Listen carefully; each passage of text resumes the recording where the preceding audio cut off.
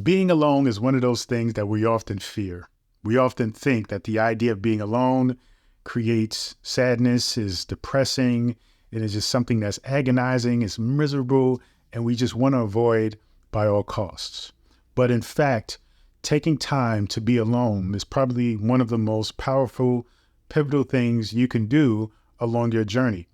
Not only will it cultivate wellness, happiness, and fulfillment, but it would also support you in your ability to create the things that you want to create in life. It is by connecting with your core, are you able to actually connect with the universe and understand your oneness with the universe in a better way. Once you understand that oneness and you're connected with the root of that oneness, which is your consciousness, then you are able to easily be able to manifest and materialize the things that you want based on that oneness, based on that understanding of who you are. Now, being alone isn't about simply being miserable because no one is there with you, with this assumption that you're not good enough, with, dealing with the inadequacies or dealing with any insecurities or doubt that you're worthy of being loved. This is not what we're talking about when we say being alone.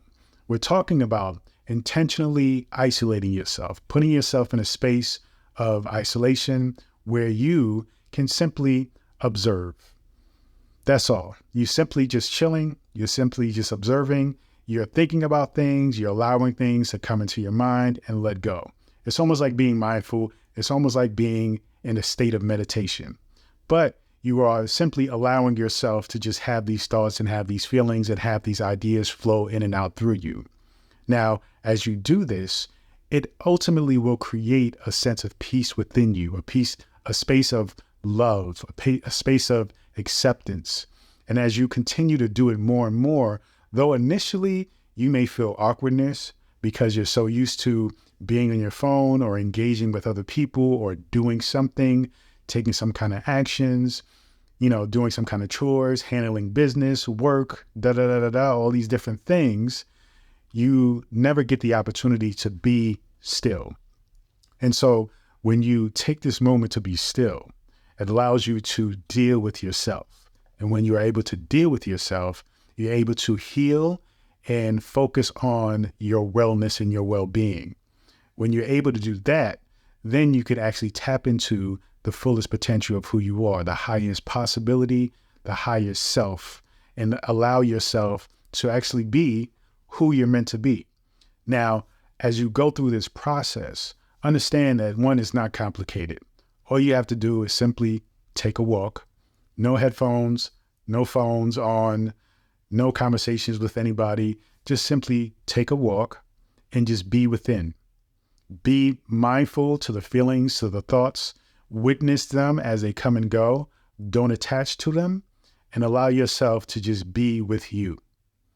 As you go through this process, you're going to acknowledge some awkwardness. You're going to, witness some inadequacies, some insecurities. But once you still do that and you continue to do that, over time, what you will notice is that those inadequacies will eventually dissolve and go away. Because you see, the inadequacies come from a space of comparing.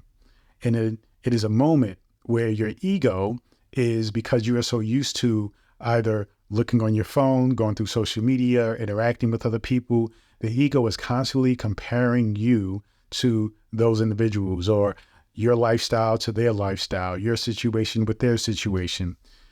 So as you constantly are comparing yourself to others, then you are neglecting dealing with yourself.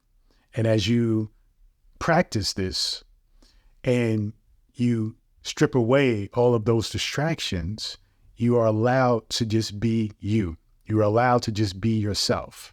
And when you are yourself, then you can actually understand a connection between you and the universe.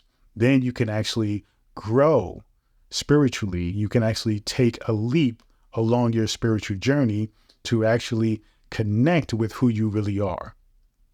Now, the most important thing with this process is that you be patient. You let it happen naturally, but you also don't focus on getting some kind of result.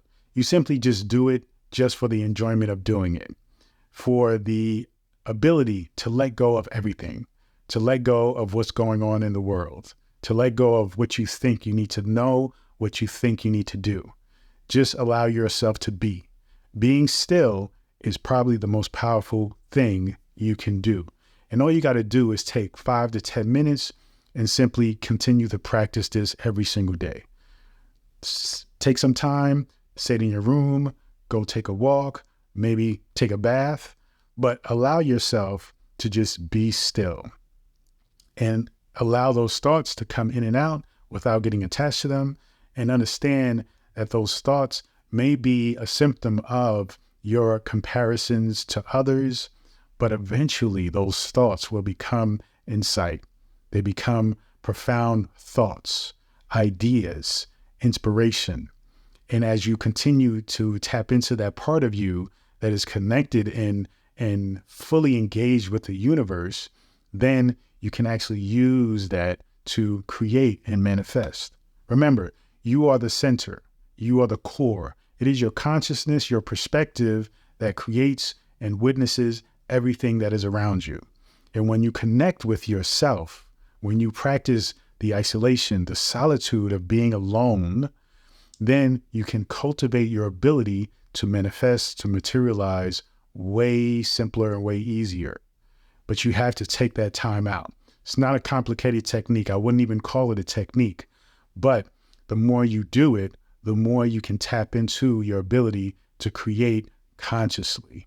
Remember, you are always creating. Everything around you is a product of your creation, your thoughts, your feelings, your actions.